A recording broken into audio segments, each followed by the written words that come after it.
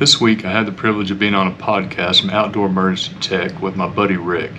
We were dispersed camping up in Pikes National Forest, and he came up to interview me, and it was a real honor.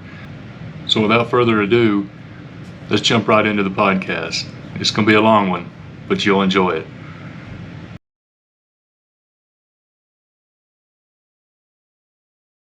Even though that pizza was a little burned, it was good. It was real good. Man, it's getting kind of nippy out here. We're going to start a fire and sit around and BS a little bit more. We have 4 cameras going. This is a ritzy operation, man. Man, that's going to be a good fire. Well, we have plenty of wood too. Well, we should have started about an hour ago, right after the pizza. That delicious unburnt pizza. Don't believe him. He likes burnt food now. What is your top things to do and not do as far as camping etiquette, as you've now seen, as you've been camping so much in Colorado? And I know you've camped a lot before this, but what are some of the things that just drive you insane, or things that you just love? The biggest one is a barking dog. You know, you gotta travel with your pets. You gotta get your pets out, and I understand that. But when you just leave your dog there to bark, you know, when you go off, you go out to the lake or whatever, and you leave your dog in the camper or tied up at your campsite, and he just sits and barks the whole time. And I think that's what drives me nuts the most. That and slamming of the doors on your vehicles. There's so many ways you can close the door without slamming it. And I think I did a video once, and I was trying to explain to act like you're deer hunting. You know, you're not going to pull up and slam your door and hit your fob there. You're going to gently shut the door, and you're going to lock it before you do that, you know, from the inside. And the biggest thing is just respecting one another, because you're not going to want to get woke up at 5 o'clock in the morning with me slamming my door. So, you know, it's all about the golden rule, I guess, and there's a little bit of religion there for you. But that's probably my biggest pet peeves, and what I like about it the most is not being cornered in 4 walls. You know, we all spend, you know, all day either in the office or, you know, how to put up with other people, and you get out in something like this and you just got to respect it.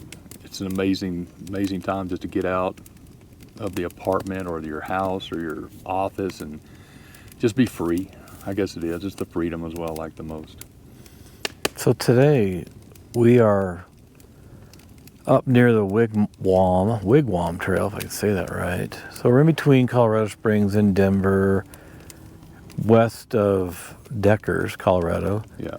And we're definitely rural camping, remote camping. Boondocking. Mm-hmm. What do you like better? Because you've been in a lot of campgrounds where everybody's real close together and you got services.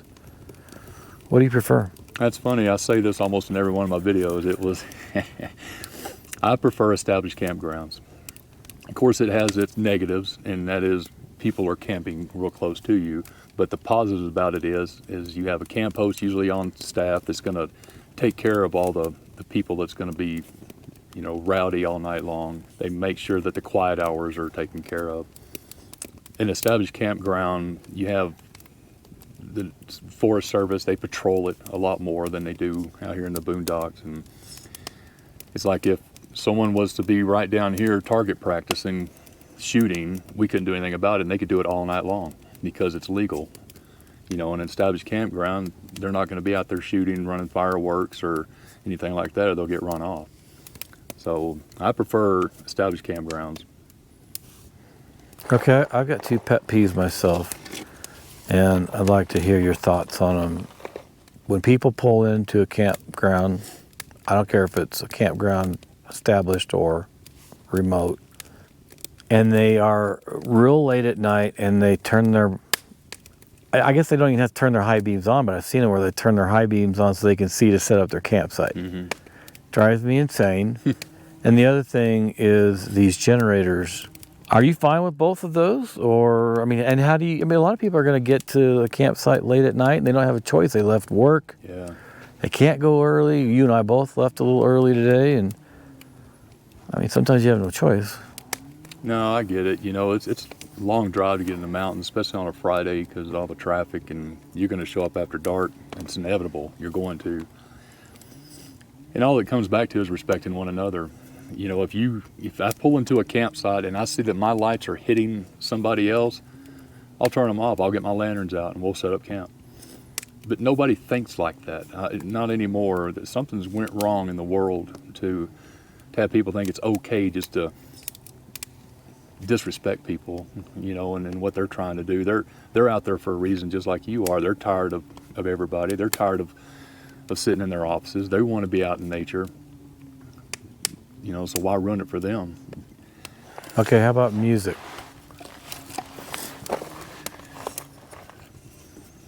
Freedom, you know, that's one reason we come out here is for freedom. I've got a DeWalt Bluetooth speaker that I take with me, and I have Spotify, and I actually have my own, you know, boondocking music channel. But if you're sitting 20 feet away from me, you can't hear it because I have it low. I have it sitting over here in my chair, and it's relaxing music. I really like it. But it's the people that's across the campground that's just blaring their radio. Now, they have all rights to do it because it's not within a quiet hour. But then it all stems back to no respect for others. You know, they're away from their HOAs or something like that, so they think they just come out and just be animals. Well, one thing I find a bit interesting is everybody's, I think, you know, wants to get out to the mountains to enjoy nature and get away from the city. And I guess, you know, you've got a ranch, and Texas, you've lived rural sometimes, and of course I do here in Colorado.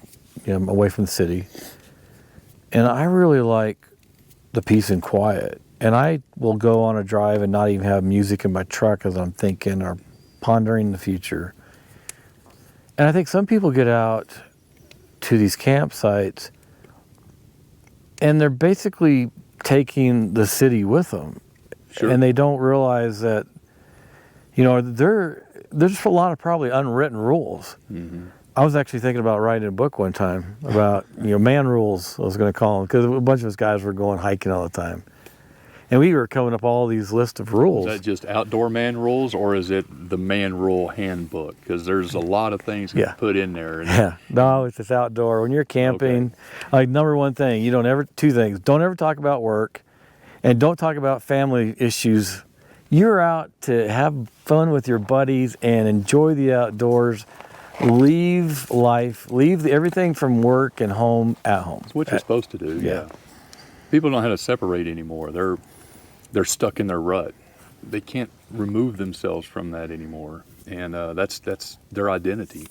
And so they have to take it with them. They have to take, you know, the drama, you might say. And I think social media is the biggest key of that. And if you can't stir up drama on social media, then you're nothing. You know, you're not going to have any sympathy from people that don't even know you. So, yeah, I think you hit it spot on. They bring the city to, you know, out here to the wilds and in the woods, and they don't need to. That's just my opinion, though. So I think you've actually no, it's not a think here. You've camped and traveled more in Colorado than I have, and I've been around Colorado than a lot of native Coloradans. Yeah, in the last 2 years, we've camped 26 times and gone to, multiple cities and festivals and events and stuff. It's funny because whenever someone at work will ask me, where are you going this weekend? And I'll tell them, they go, I've never been there and I've lived there my whole life. I'm like, man, what is wrong with you? You know, my wife and I used to come up here on vacation, and it was our 1 week out of the year that we could get away from the Texas hustle and bustle, you know, down in the Dallas area. And to come up here and just sit in the woods or in the mountains for a week, that was just amazing to us. And we always swore that we would move up here, and we finally were able to do it. And yeah, I don't get why there's so much disrespect in the campgrounds when it's supposed to be a place of solitude, and you know, it's a place to come find yourself. I had a nephew told me as soon as we moved up here, he said, go up there and find yourself, and that's what I did. I did it out on the lake one time, and it was just an amazing feeling to know that all that pressure was gone off of me, and I was out in nature, doing what I love the most, and that was fishing on the lake. So I don't understand fishing. I know how to fish, okay, but when I'd go with my dad when we were younger, I would skunk him all the time. And over the years, like right now, I go fishing with Mike quite a bit. And I would rather sit there and enjoy the view or go for a hike rather than fish. I just really don't like it. So, I mean, what is it that you find interesting about fishing? That you could. So there's a lot of other people like me that are like, let me go buy my fish at the store or whatever, or I'll go see him at Bass Pro or something. But what is it that you like about it? Well, that's the hard one right there, because my wife's the same way. She'd rather go take her Kindle and sit on the bank and read the Kindle while I'm out in the river fishing. And I think I've been fishing my whole life. My dad used to take me out in the boat. We'd run trot lines and catch, just a boatload of catfish, and that was a chore. That was like work. I got into fly fishing about 15 years ago.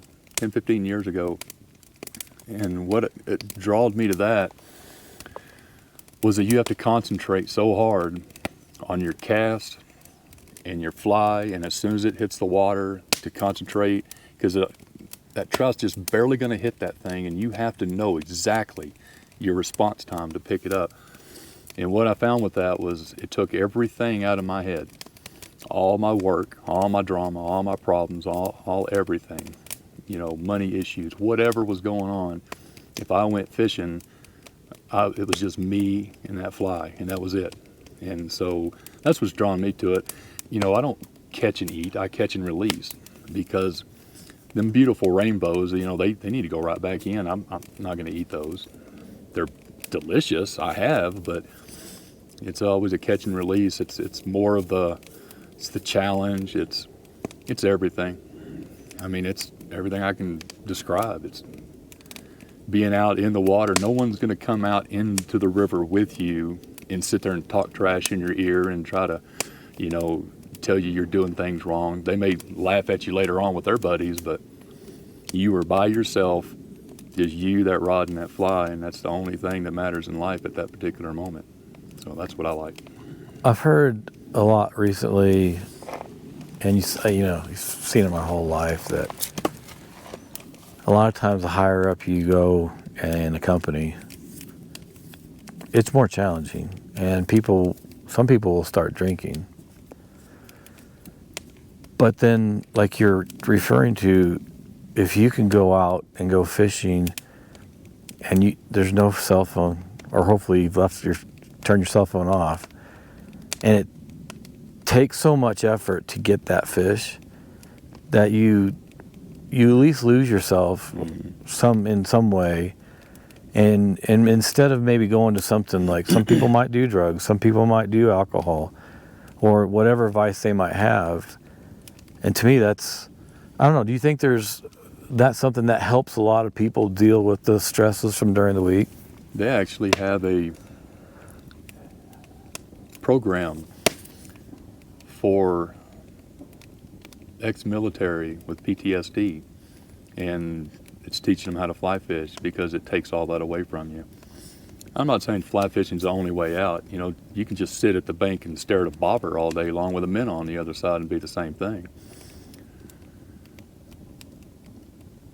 I didn't start drinking until I started climbing the ladder, so you're exactly right.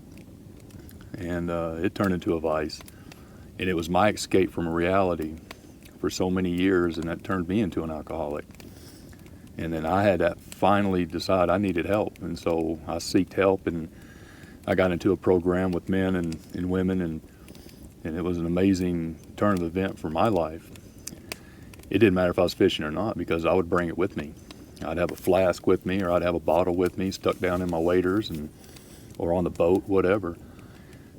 It was the only way I knew how to escape. So it became a crutch and a vice, but now, since I've been alcohol-free now for 4 years, I don't need it anymore. Now I've found other ways to take that stress and that anguish away from me, and And that's doing this right here, and that's one of the reasons why I camp so much, and just to get away from it all. So what's your favorite festival that you've been to here in Colorado? And I guess maybe not even Colorado. Well, my biggest disappointment was the Lumberjack Festival. You remember you telling me about that. Yeah, that was a very big disappointment. Now, I think a Lumberjack Festival in Oregon or Washington probably is pretty legit, or Alaska, Canada. Yeah, it's not a Colorado thing. I would say it was the Botanical Gardens, and it was the light show, or the Christmas lights at Botanical Gardens up in Denver was probably the best thing I've been to. But there's something going on every weekend, almost in every town. The farmers markets are amazing up here, and we love going to those and walking around. And they're they're expensive. A lot of it's imported produce. But I was talking to one of the ladies. They do have the big greenhouses, and they grow year round up here. And so, we try to buy local wherever we go. But as far as festivals, we've been to so many. Jack-o'-lantern festival they have every Halloween. That's amazing. And it's almost like the Botanical Gardens. You walk around just miles and miles of jack-o'-lanterns. I mean, you have Superman, Harry Potter. You got everything you can think of. It's carved. And then they have laser shows, on pumpkins, and it makes it look like they're dancing and singing. And that's just right here, I think, in Littleton. So, what about the festival that you went to in Breckenridge? That was, I enjoyed seeing that, but was that? Well, that was the snow sculpting. Oh yeah. Festival, and that was pretty good, but there was just a million people. Yeah. It took us 2 hours to find parking, and we had to just circle and circle and circle, and wait for somebody to leave, and it was just very, very crowded, and it was hard to get in and out of, and it was neat. It was cool to see. But then right after that, we went down to the ice sculpting festival down at that what's that casino town south of here? Capital City or Central City? Central City is next to Blackhawk. Okay. Oh, it's down by south of Pikes Peak. Yeah. I know what you're talking about. Anyway. I'll put it up on the screen. That was the ice sculpting festival, and that was amazing because it's set in that old mining town. The casinos weren't like it were in Blackhawk, where you had, like the Harrah's and stuff like that. These were actually in historic hotels and things like that. But it was all up and down Main Street, and oh man, it was just amazing how they did that ice. So that was really a good one. Okay, I need some advice from you. Uh-oh. There's a lot of times I do not want to go to some of these festivals because of the traffic or the parking. What do you do? Do you just, knowing that it's going to be that way and you've just got to relax and find your way, wait for that spot, or you park farther out? Number one, I hate people. And I hate crowds. I love you too. And I hate crowds. I just don't like being around crowds. Yeah. And that smoke follows beauty, doesn't it? Yeah, well, I might have another thing to say about that. So why do you go out then so much?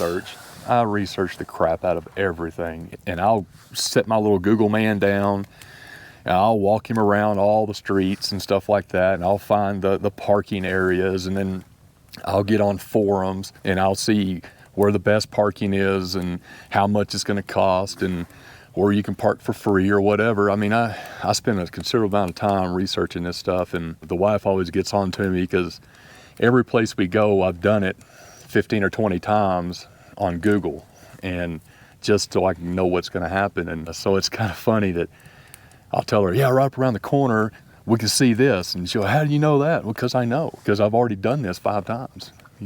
Like we went to South Dakota, we went to the cemetery up on the hill where Wild Bill Hickok is buried, and I walked that 100 times before we actually got there. So, because I knew exactly where to go, I knew where to go to see Seth Bullock's grave, I knew all that stuff, and so it's really not a surprise to me. So I kind of know what's, and that's just my OCD kicking in there because I don't like surprises. So when you go on a drive, on a trip, do you plan it all out? Do you ever leave any gaps for something that shows up along the way that you didn't know that was there? I do now. I didn't before, but I do now. Now I can kind of go with the flow a little bit, but because I've calmed down since I've come up to Colorado. Yeah. And Is it really being here versus Texas? I mean, Yeah. what was it that calmed you down? work, stress, family, stress, drama, all that crap. So you up got here- away from family a bit. Yeah, I did. I left all that. It was a toxic environment. Yeah. And so I had to leave all that behind me. And you get up here, you don't have all that anymore. And so, I mean, how does that tie into my OCD? I don't know. But now I can deal with not knowing what the next turn is exactly. It's just like when we went camping at Echo Park up at Dinosaur Monument, and we ended up getting rained out, and we're sitting in the truck, in front of a hotel the next day when we're supposed to be camping for 4 days straight. And it was like, what do we do now? I don't know. So we just hit the road and went south, and we drove all the way down through Utah and came up around Arizona and back up and around, and didn't really have a plan. It was just look on the map at the next big attraction and head that way. So, Well, wasn't one of your biggest attractions this year, like 2 of them, for the chili festival? You guys are big chili cook. There's been some awards you guys have won, and actually Julie and I were wanting to get out and go to the festival where you're at with the cook-off, and we didn't make it. But how did you guys get into all that? And I mean, you've told me a little bit, and some of it's the spices you use. You got to wait till things the spice opens up, and there's a lot to it. And first of all, can you kind of tell me a few things, how you got into it, but how did you guys do this year also? Well, I'm trying to make this long story short, but when our last kid left the nest, we were empty nesters, looking for something to do, and I've always cooked barbecue, and so we were looking at getting into some barbecue cook-offs, and we found out that was going to be about $1,000 weekends, and so we decided, well, this is going to be a little bit too expensive for us, so we were looking for something a little bit cheaper. We just happened to go up to Durant, Oklahoma, and they were having a chili cook-off that weekend. So we walked around the booth talking to everybody and decided we were going to start cooking chili that next weekend. So what year was that? Good gosh. Okay, 15 years, 20 years. When was that? 2011? Yeah, 2011. 2010, 10 or 11 is when we started. So about 15 years? Yeah, something like that. So we started cooking, and we enjoyed it. We enjoyed the camaraderie, and that's when, I was drinking heavy, so that was great, because chili cooking is a party. And we had a great time and traveled all over southern United States, cooking sometimes up to 50, 55 times a year. And, if you add that up, there's only 52 weeks, so we were cooking sometimes 2 times a weekend, different places. And it took us about a year before we actually started, placing and hitting, and we just had to cook with the right team, you might say. So we started cooking with the bottom of the barrel gang, and they started showing us some secrets and how to cook and what spices to use, and so we started winning. And in 2015, we walked across the world stage, both together, placing 10th and 11th in the world championship. And Where was that at? Talingua. It's right on the border of Texas and Mexico. I mean, you can see the Rio Grande right there. Is it there every year? Every year. Okay. There's 2 of them there, but we won't go into that. I cook for an organization called CASI, which is Chili Appreciation Society International, and it's cook for charity. So every cook-off, they have a charity that all the money goes to, and we cook for points. So top 10 gets points, and you have to accumulate so many points to get invited to the World Championship. So from there, we stayed on a roll pretty good for the next several years. Then I bought that ranch out in West Texas, and I found a new hobby. Then we slowed our cooking down to maybe 3 or 4 times a year, and then when we moved up here, they don't have near as many cook-offs as Texas does. Texas has a cook-off in just about every town, from 50-mile radius. So up here, they only have 2 a year. Do you find it more challenging in Texas versus here? Oh, yeah. Yeah, there's a lot of good cooks in Texas. And not taking away any credit from the Colorado cooks or nothing like that, but there's something about Texas red chili that it's hard to beat. What is it that makes red chili? I think it's the beans and things, but what is it about red chili? Is it something that's because it's grown there in Texas, it's local they're using? There's 2 or 3 spice companies in Texas. I cook with a company called Lone Star Chili Spices out of San Antonio, and a lot of the people cook with the others. And they buy their chili spices from the same people in New Mexico, and they just repackage it, and then they say it's their chili spices, whatever, but I don't play that game with them.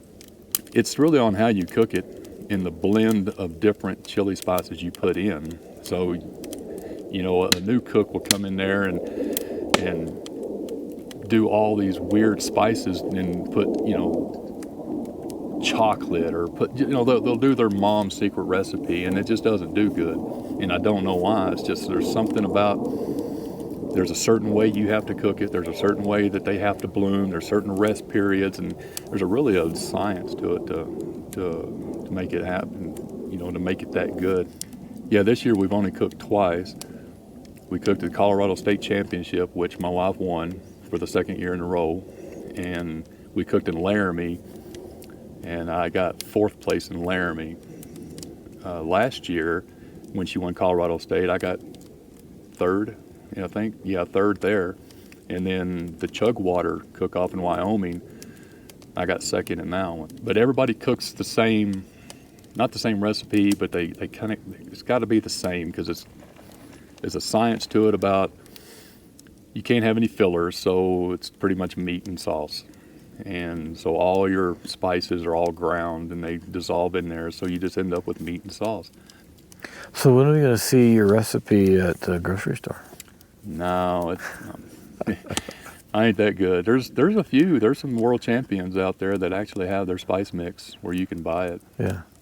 But we can't use a spice mix when we're doing competition chili. We have to mix everything on site, in front of judges.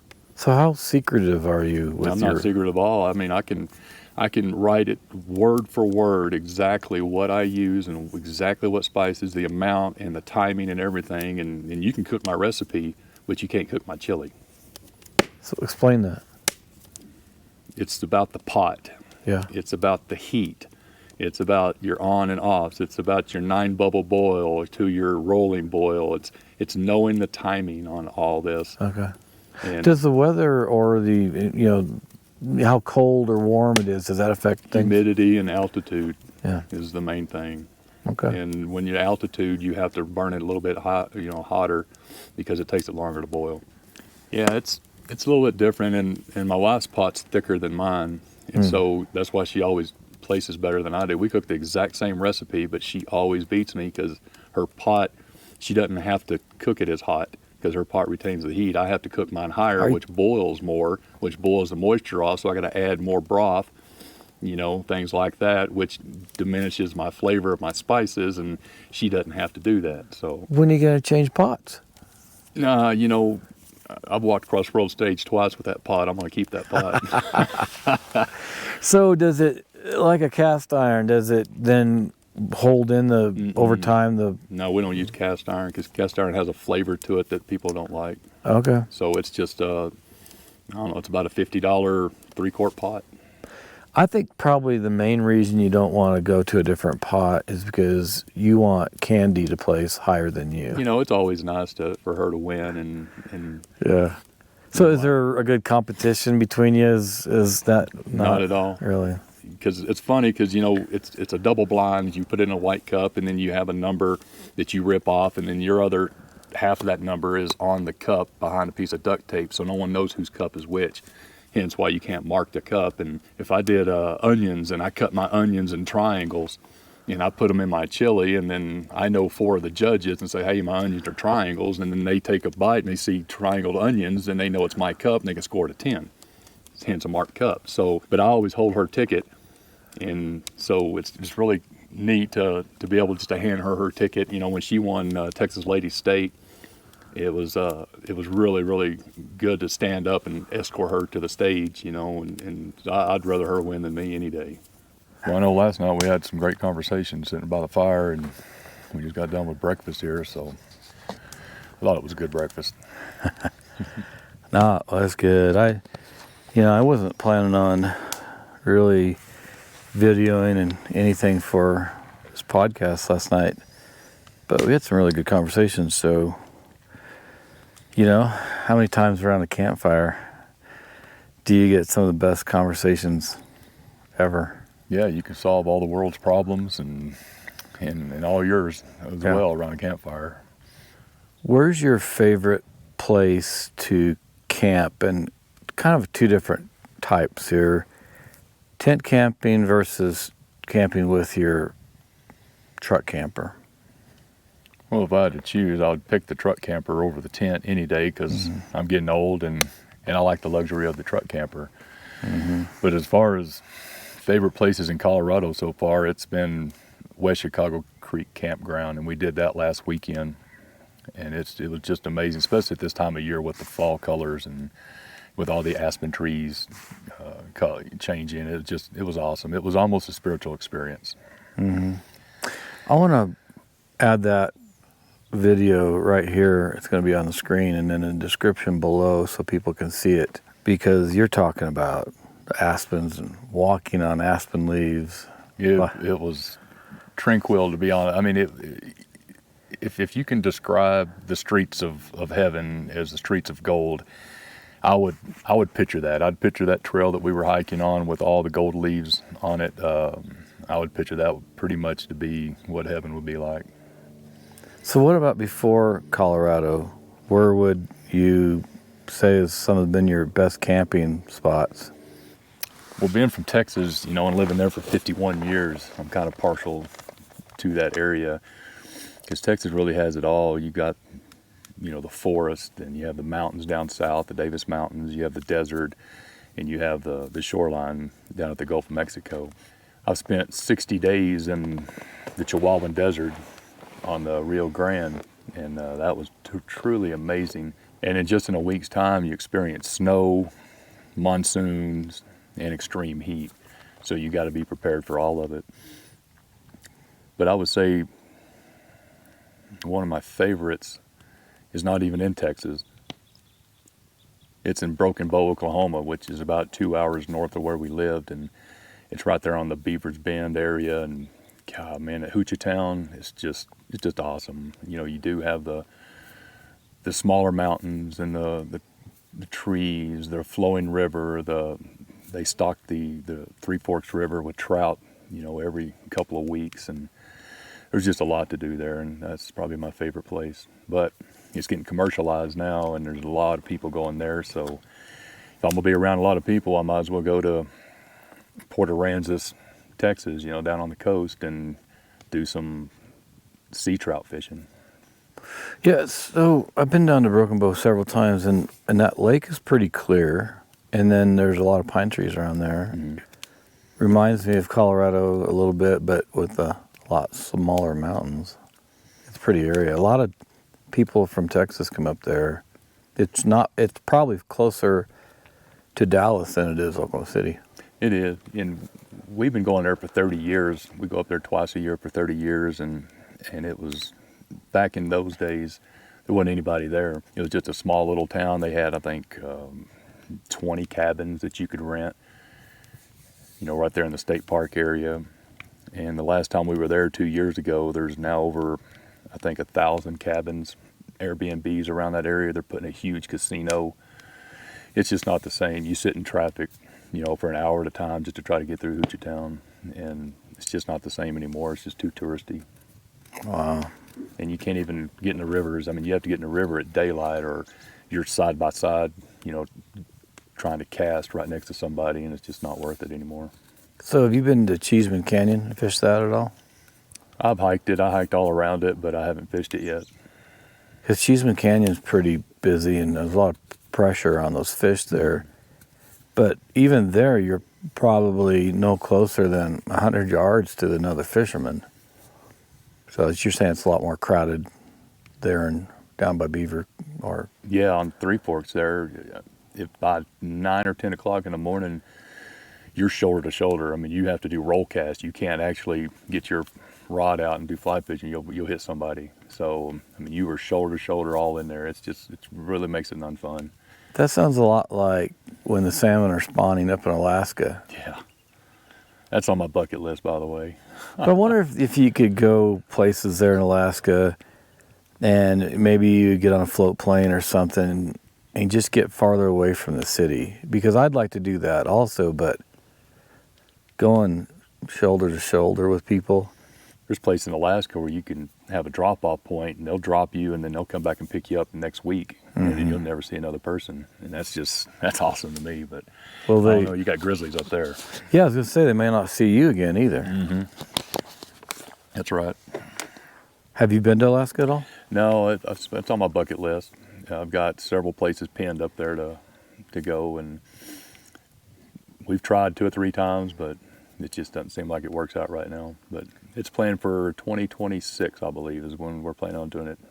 So Are you going hopefully to take the truck camper? Oh no, we're going to fly into Anchorage, and then we're going to take the train to Denali, and we're going to go up and do some wilderness hiking, seeing some wildlife and stuff, and then we're going to go into Fairbanks and take a river cruise and then fly back from there.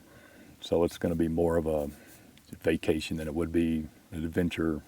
On that cruise you're going to do out of Fairbanks, there are some places people stop, or the cruises stop to see those glaciers, and now they fallen into the ocean. Are you going to stop and see any of that?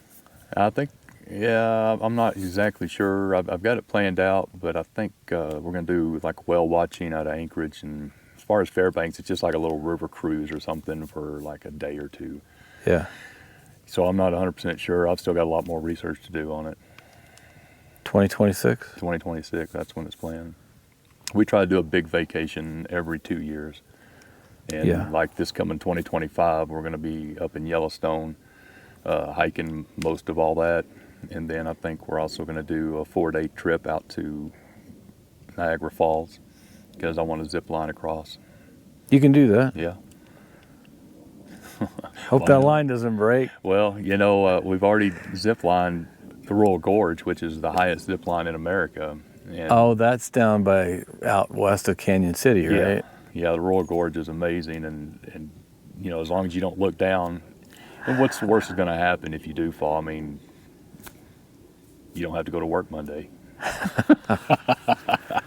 Yeah, I've hiked along that canyon, and I saw it. We stopped and we took pictures from a distance, and I saw a lot of things they have. They have a restaurant there, and there's a couple different things you can do. Plus, I think walking across that bridge, can't you? There's like holes in it or something, or a grate where you can almost see through it. Yeah, you can see through the slats. You can get on the outside and look down.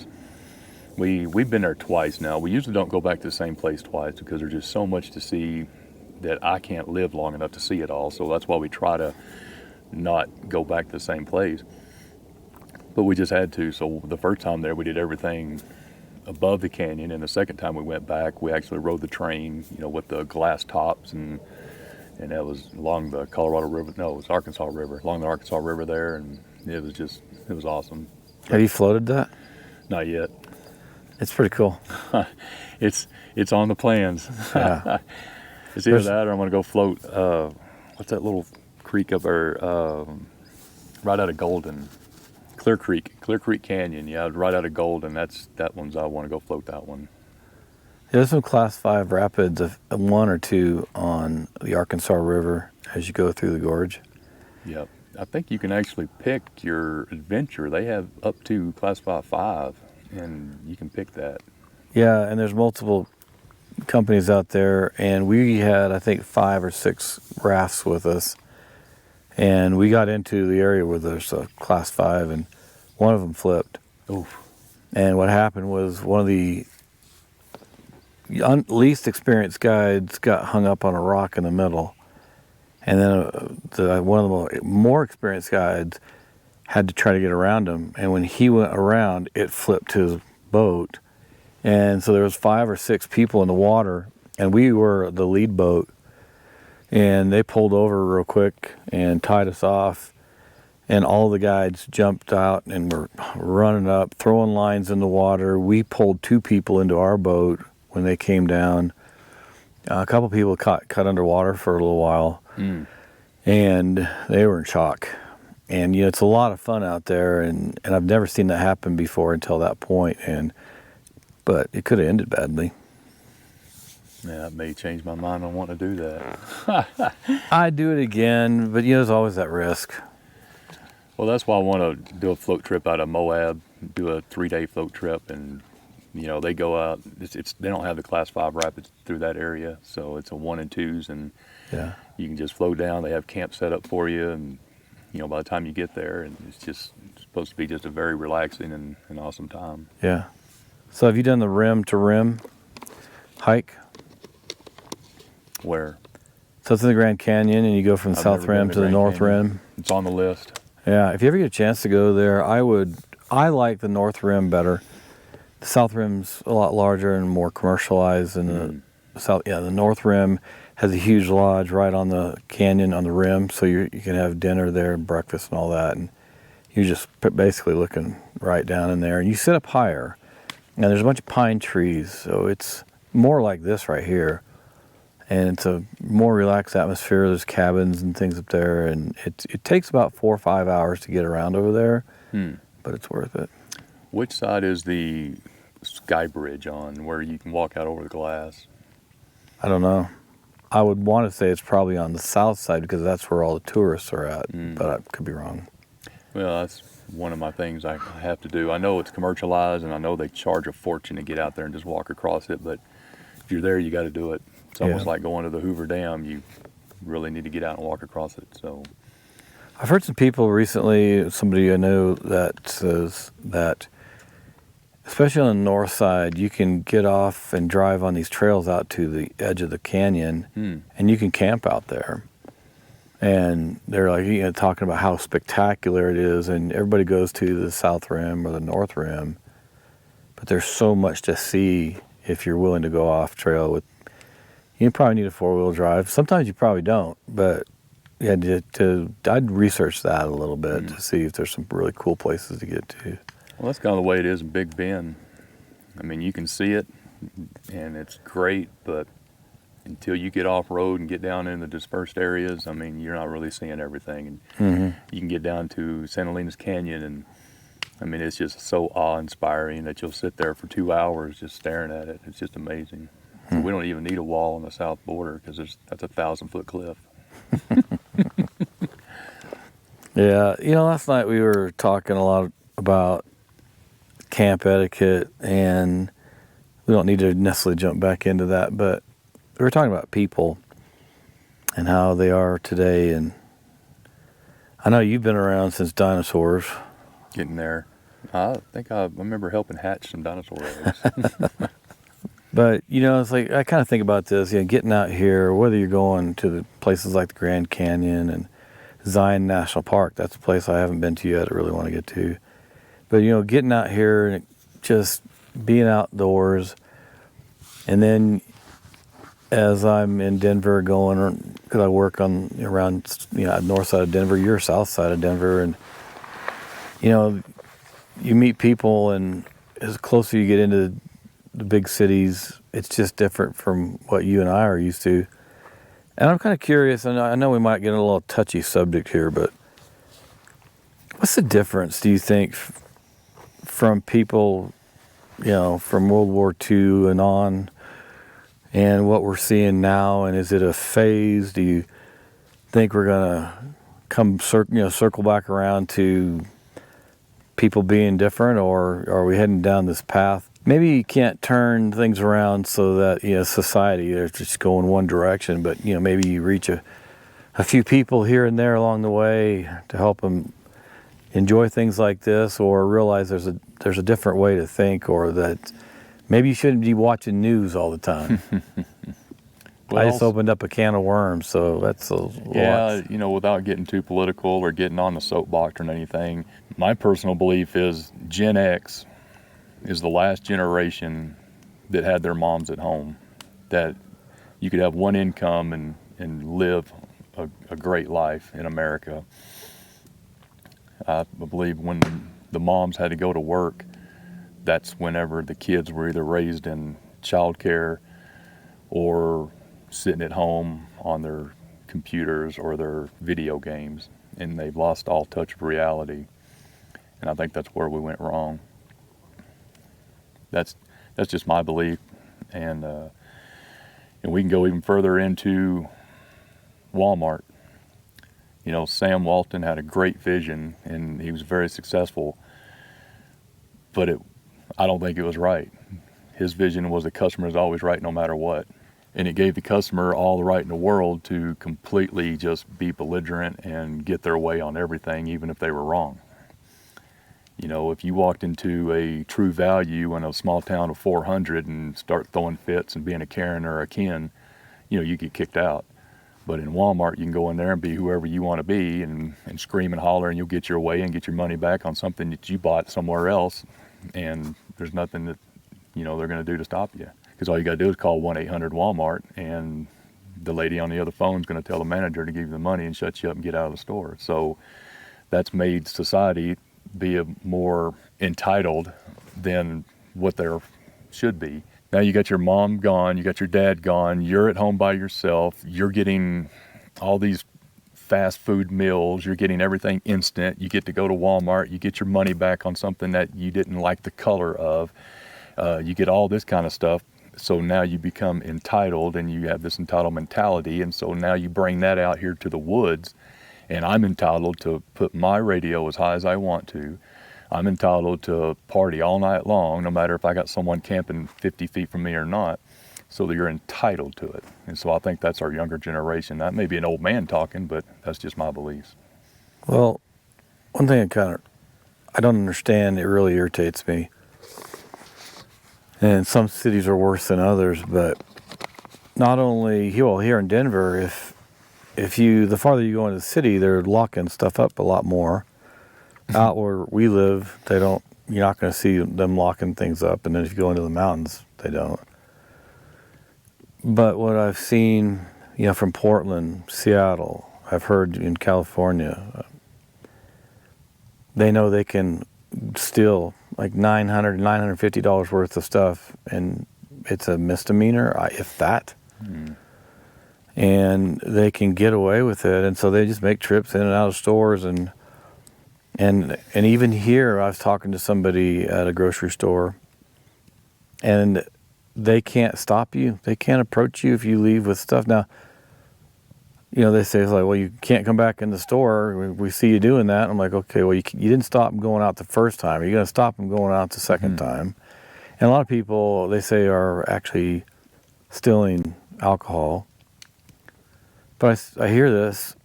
People are just brazenly taking stuff and stealing, and the authorities aren't doing anything, or the people, the legislatures are passing laws or telling the authorities that they, or the police and all that you can't stop them, you can't do this or whatever. I'm like, is that any way to live? And I just don't understand it. And I know we're not going to solve this problem here, but to me, there's a loose connection here between what they're doing in these cities, and then when we see people out here camping and hiking and smoking pot and blaring music on the trails. And now this is where in closer to the bigger cities. Mm-hmm. Out here, I see less of that. I don't know. It's just, I don't like the way our society is going in the big cities. And that's why I'm more of a small town guy. It's like, just get me out of these big cities. I don't like where they're heading. Well, hiking trails, as you get closer to the big city, one of my big pet peeves is your dog crap. Now, I understand you got to take your dogs out. You can't leave them locked up in your apartment all day long. So you got to get them out. You got to walk them and stuff. But these hiking trails, they'll actually take the doggy poo bag. They'll pick their dog poo up, tie it in a knot, and leave it on the trail. And I just don't understand that. And they think, I guess, the poo fairies are going to come by and pick all their little bags up. I mean... I think they exist. Yeah, they do. Yeah, because next time I go out, they're gone for some reason. But well, I'll say this real quick. We'll do that once in a while. It's usually in our neighborhood, though. And we'll pick it up, we'll put it by the road because we know we're coming back, and we'll pick it up on going back. So I think there's probably some of that. But then there is some where it's like, well, okay, that's been there for a week now. Guess you can come pick it up.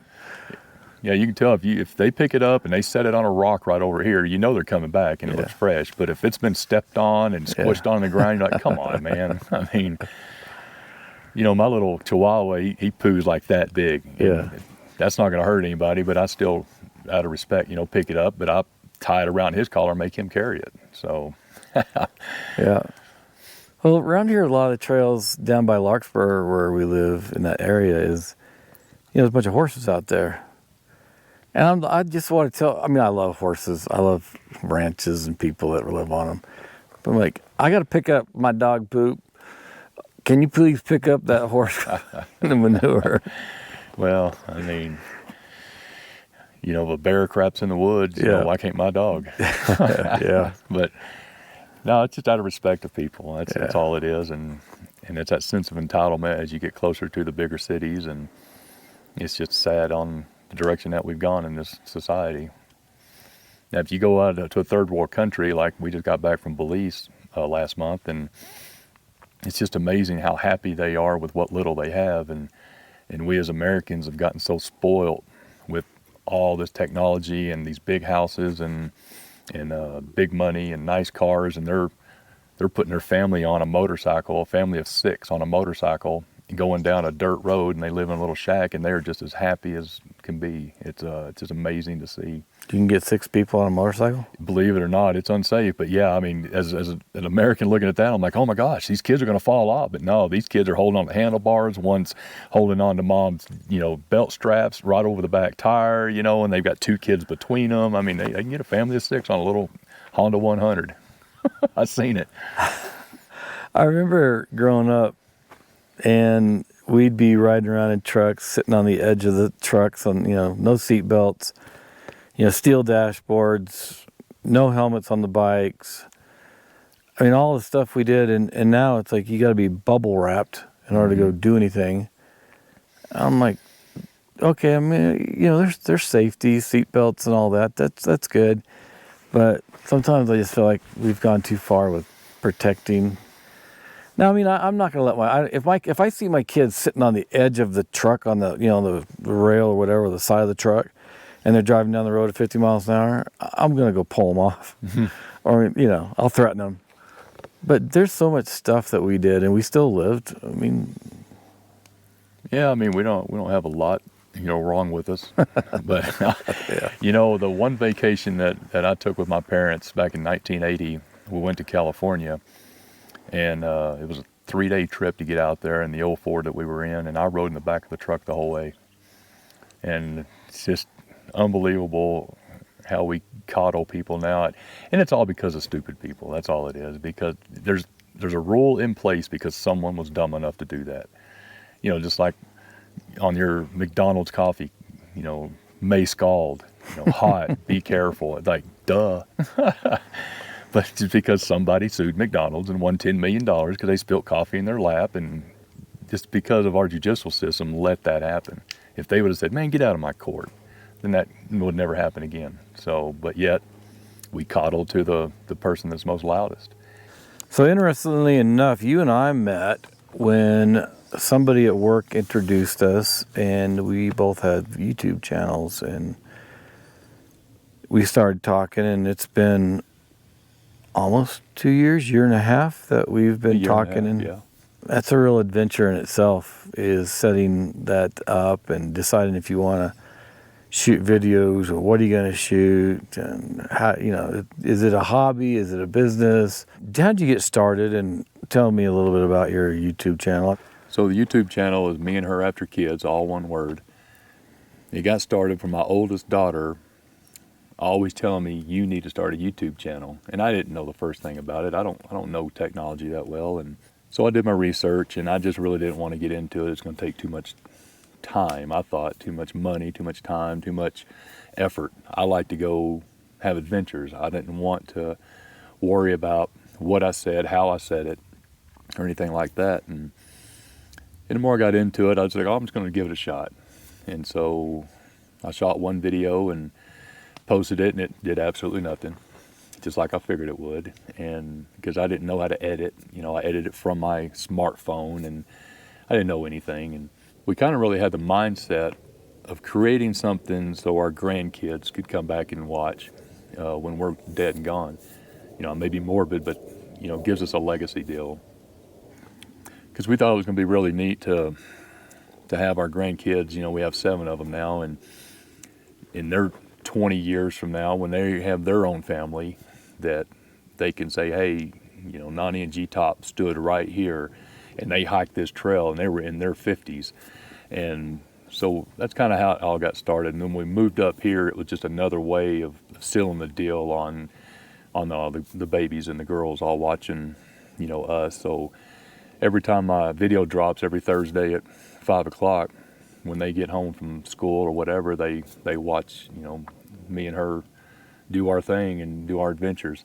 And from there, it just kind of grew. But I didn't know how to do a lot of things. And so that's when I was seeking out, you, because you're a lot bigger channel than me, and getting some ideas. And then I started talking to other YouTubers around and trying to get some ideas from them on what tech they're using and how they're editing their videos and what to do. And you can see, just my channel's 2 years old, I think, this December.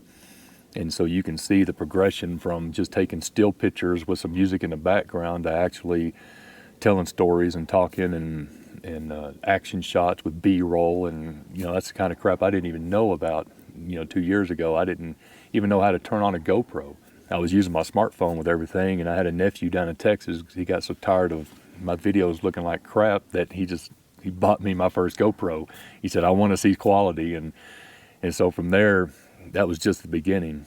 And now I'm 5 or 6 cameras in, and I got all this tech. I've got 3 monitors sitting in a studio. And so hopefully the channel will grow with that. And the end result is to try to make enough money off of it just for the gas money for when I retire, to just go around and do our own adventures. Because I can live off my retirement, but it'd be nice if YouTube paid a little bit of that for the fuel to get in and out of places. So that's kind of the direction I'd like to go with it. And if it does, it does. If it don't, it don't. And I'll keep shooting until I don't. Oh, that's great. A lot of fun. I didn't think I was going to enjoy it as much, but I really like setting the cameras up. I really like trying to be inventive. It really shows an artsy side that I didn't even know I had. To be walking down a trail and going, ooh, look at that. That's going to be a good shot. And tuck your camera in behind this one rock and then ride your bike over it and do a little jump or something. And it just makes it just that much more cool. I don't know. That and the editing part of it. Because shooting, it's one side of the art. Editing is the other side. Your coloring of it, the fades, the music behind it. There's so much to it that I never even dreamed of, and there's so much more that I don't even know. But I'm learning, and I love to learn new things. Yeah, I think you do more video, or you're more creative with a lot of your shots than I am. And sometimes I'm watching your videos, and I'm thinking, okay, you had to have walked up the trail, set the camera up, come back, walked up the trail again. And some of these hikes aren't really easy. No. Not at all. And then you got a couple cameras now, so you're setting up a couple cameras as you're doing certain things and driving in. And here in a little bit, we're actually going to put my drone up in the air and get some shots. And so it's like you're definitely, I think, more creative than I am as far as how you're shooting. And you always have to be thinking ahead of what your next shot is. And that's what I'm still developing, is trying to get that flow. And it's really cool to just be walking and going, okay, I'm going to go set my camera up there, walk all the way back, act like you're naturally walking, don't staring at the camera, and then you're kind of looking around and, doing your thing. And then you got to come back, pick that up. Then you want to turn it another direction and then walk another direction. It's really neat. When you're on your bike, it's really harder because now you want your first person view of you on the bike, and then you want coming at you, and then you want you going away from you, and it engages the audience a lot better, and that's what I'm still learning. It's fun though. And you don't have a camera crew? No, it's just me. I mean, her's along for the ride. She is a passenger princess, and I treat her that way. I'm the one that created that monster, so she reminds me. She doesn't like to be on camera that much, so I try not to shoot her as much, and just try to make her happy with that, but I still kind of sneak one in every now and then. Just in case somebody's watching this, and we have so many hundreds of thousands of subscribers. Yeah. I wish. Someday. Well, if somebody's watching this and they're looking at it going, okay, both these guys have started YouTube channels. I've been going about 5 years. I've actually been going about 7 or 8 years with website creation. So My outdoor emergency tech has been about 5 years, and then Mike Rick Outdoors is about 3 years, and I'm getting ready to start up another one yesterday. But if somebody wants to get involved in this, I know you've been in it for 2 years, but I'd like to hear a bit of your advice or things to be careful about, or the thought process of, if you're going to get started in this, if you think this is what you want to do, I mean, are you sure? Because I think a lot of people do fall away. Maybe they're expecting a certain amount of money or whatever. Why are you doing it? And so, can you give some advice about this from your 2-year journey? No expectations. That's the biggest thing. If you go in it with expectations like you're gonna be monetized in a month, then you're gonna drop off. You're gonna get discouraged.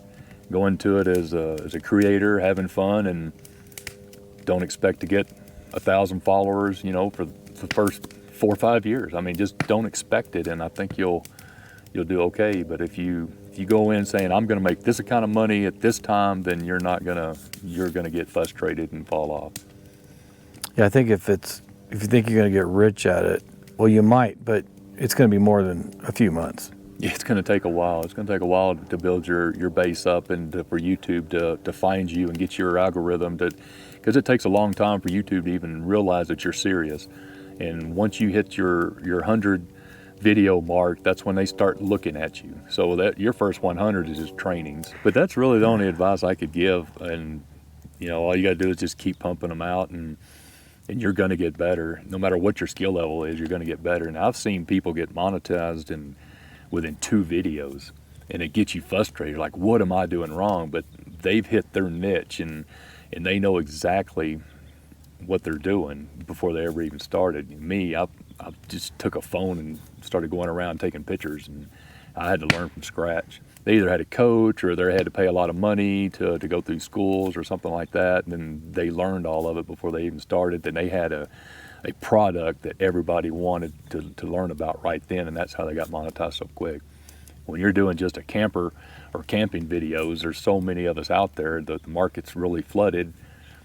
A lot of people disagree with me on that, but I mean, you put in camping videos and you're going to get thousands hits. You're going to get the big dogs up front. You'll never see me on there. So you have to specifically look for Palomino truck camper, and then you'll find me, or Meandherafterkids, all one word, then you'll find me. But right now I'm too small to be at the top of the search engine, that's for sure.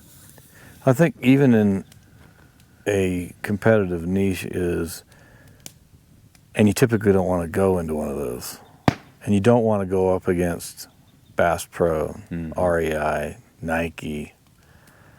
But if you can find something within the niche that is something you do different, maybe you go into something in a review or something that's unique, it's more personalized, or you can find ways to be unique, but you've got to narrow down the niche and then be unique and be yourself. But I'm kind of curious, though, as far as technology, I've heard several things. You can go start videoing with your camera, because most of these cameras shoot really great quality video. Mm-hmm. But I've also heard that audio is super important. And we've got these DJI mics on. You've got the same thing on with your stuff. And there's all kinds of stuff. But I've heard audio is important. But so technology, what have you found that has been critical for helping you get started, or to move to another level to where you're all of a sudden besides experience and how you talk and how you shoot, have you found something technology-wise that you would recommend? Editing software. There's free editing software out there that I was using, and you're very, very limited to what you can do with it. It's pretty much just cut, keep cut, or you can add a little music. That's about all you can do with free software. And I was too cheap to pay the however much a month for this editing software I use now. I use Fillmore, and I think it's $21 a month, and I just don't want to pay that. That's another $20 a month. But the amount of stuff I can do with a video now, and with the AI technology that they have, and I'm just now learning all it, I think that's the turning point, is your editing software, because you can make a bad shot look great. You can edit your audio. You can actually AI voiceover if you wanted to, and have someone else talking in your place. So I think it's all about the editing technology is what the key is. Yeah, I'm kind of waiting and looking over my shoulder, wondering when you're going to be passing me up, and I'm going to be going, "Hey, Jerry, what did you do? You're leaving me in the dust. What happened?" You know, I hope I can say that one day, but you know, it's hard not to get frustrated when you put in this much time and this much money into something that you love, and then you see a video come out that you spent 4 days editing, 2 or 3 hours worth of footage, and you're getting it just right, and you think it's just perfect, and you love your video, and it gets 50 views. You're like, what did I do wrong? And you get frustrated, like, why am I even doing this? Why am I spending so much time doing this if all I'm going to get is 50 views?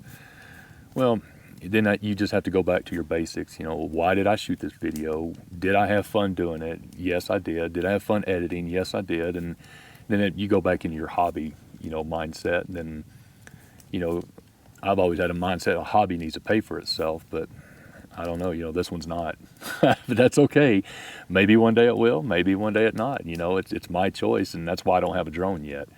I don't want to spend $2,000 on a drone, a very nice drone, and end up not being able to use it or only getting 50 views off of that something.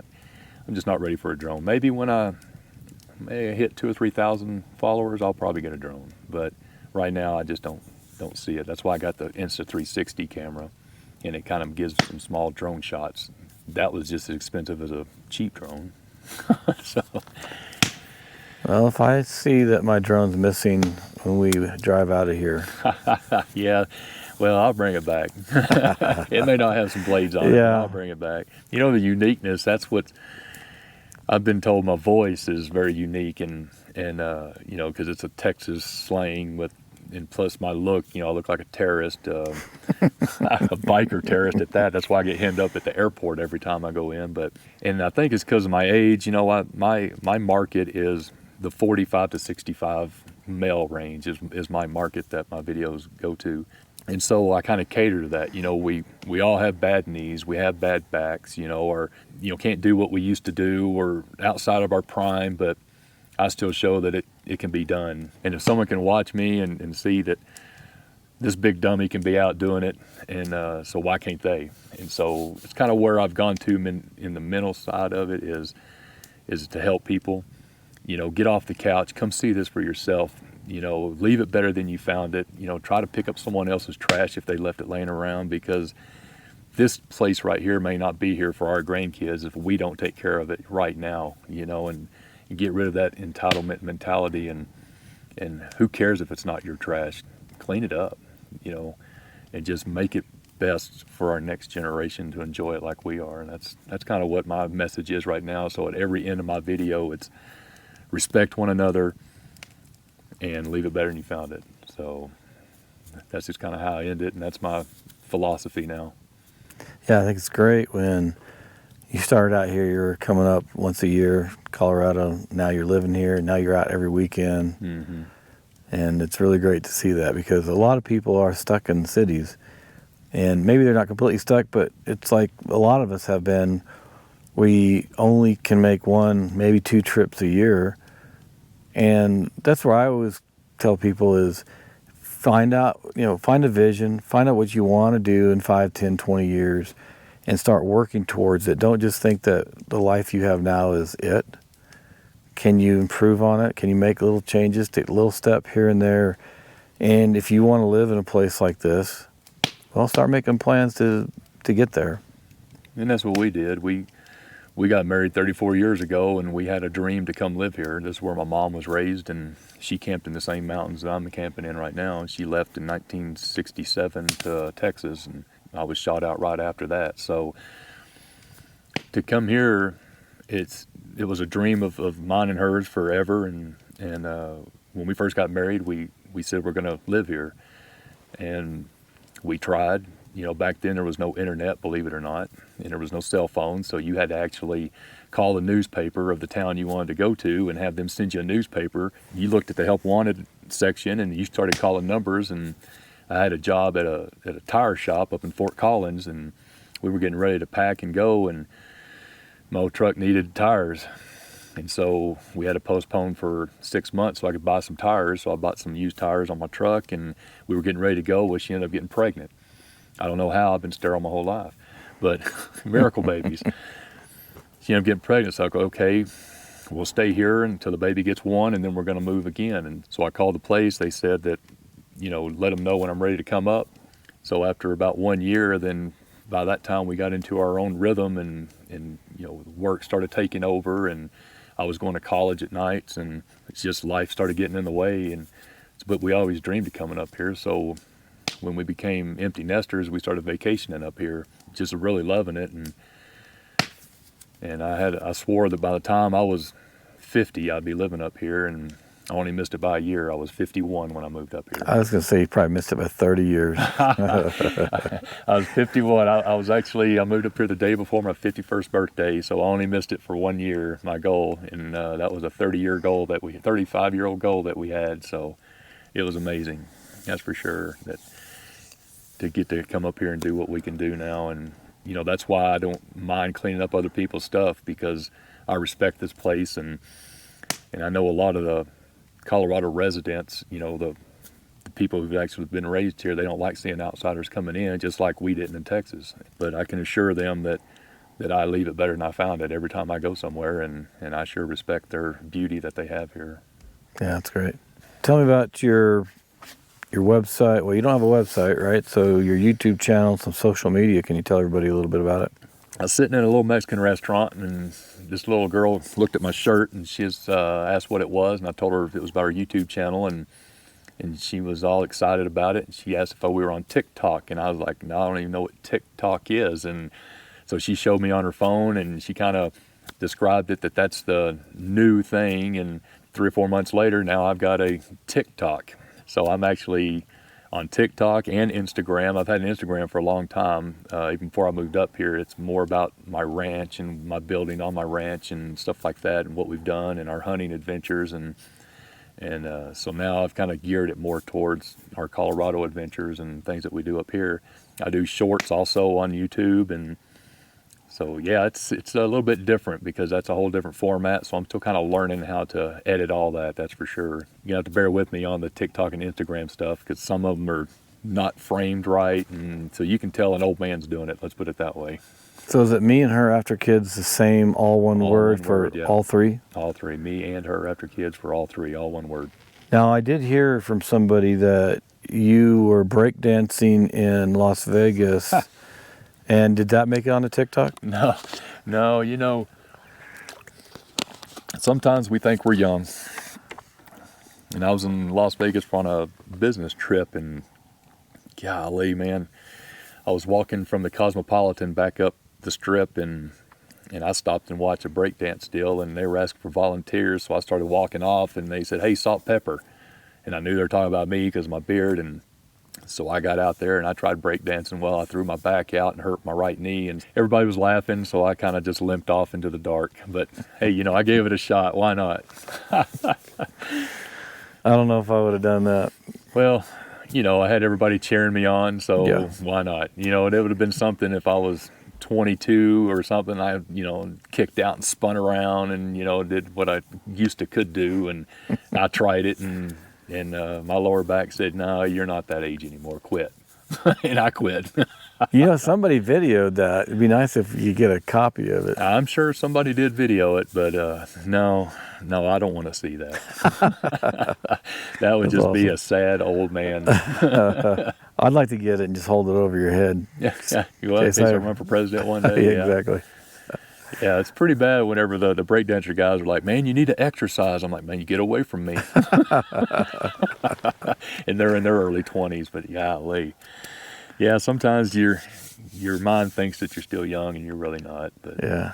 And that's the same with out here in these mountains. We limit ourselves to what we can do from what we used to do. I'll see a cliff with some boulders on it, and my first thought is I'm going to go bouldering, and I'll start halfway up that cliff to get to them, and I go, this ain't a good idea, because I'm going to get up here and twist something, break something, and then how is she going to get me back down the trail with her bad back and all that? I'm like, no, I think this is pretty good. I'm gonna go up and touch the boulder. Yeah, we went to Echo Park, and for some reason I tried to get all the way up this one cliff to get over this arch. It was a natural arch. I wanted to walk across it just for a good shot, and I got about 3/4 of the way up, and I said, this is dumb. And so we just kind of left it at that. So yeah, we know our limits now, and we try to stick by them, you know, because being back up in here, there's nobody to come rescue you, and I really don't want to hit that SOS button on our emergency beacon and have helicopters come in. I don't want that, because that means I'm in bad shape. Well, at least you're getting out here and you're getting in shape. You've lost a bunch of weight. Yep. And now you're going to be able to do things longer in your life and be, you know, have a better quality of life. And so that's great to see. It's just the stuff you got to take with you. Yeah. You know, the stuff that you never normally Like would your never wife. pack. Well, not just the wife, but you got to take 2 knee braces with you at all times. You got to take a back brace. You got to take icy hot. So it's funny to compare backpacks from 20-year-olds to 50-year-olds. You know, they've got water and protein snacks and all that, and we've got Bengay and knee braces and bandages, you know, because our skin's thinner, so you rake up against a tree on your way through, you know, then you start bleeding, you got to put Band-Aids all over you, and so by the end of a good 10-mile hike, you know, it looks like we've been to hell and back. Yeah. So it's just amazing. I would love to be able to sit there next to a guy that a normal through hiker, and we compare backpacks. I'd love to pull one thing out and he pulls one thing out, and then all mine's going to be old man stuff, his going to be, you know, survival young man stuff. So that'd be fun. Good. That's a good video. That'd be a good video. And not just the backpacks, but I would also love to compare bucket list items with a younger guy now, because you know, when you start your bucket list in the very beginning when you're young, it may be something like scaling Dome Rock or rappelling, you know, the Grand Canyon or something like that. And then as you get older and you can't do that, then you start scratching those things off and you start adding, you know, bus ride through Spain or something like that. So I'd love to be able to compare bucket list items with a young guy now and just see how old I'm actually getting. Other than that, that's really all I had on that. Well, thanks, Jerry. I know we've got some more camping left to do today and another campfire tonight, but it's always great hanging out with you, and I appreciate you sharing your stories. Yeah, we have steak and potatoes tonight. We do. Yeah. Are you cooking or me? I've got it all. They're marinating right now. That's awesome. Well, thanks for joining me out here, or I guess I'm joining you. You were camping out first. But we'll be doing a lot more stuff together, so I think everybody just keep watching your videos, Meandherafterkids, and not that I would plug myself, but of course it's here on Outdoor Emergency Tech. But again, it's been great hanging out, so thanks for joining. I appreciate it. It's been fun.